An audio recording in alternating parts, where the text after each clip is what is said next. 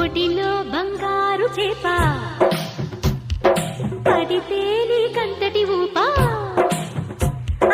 ఒడిలో బంగారు చేప పడితే నీకంతటి ఊపా. తడిలో అందాల పాప పడితే పులుసవుతది చేప.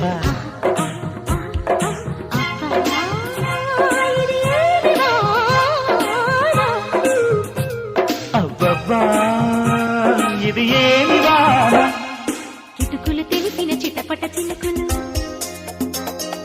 పిటపిటలాడిన పరువపు తడుకులు.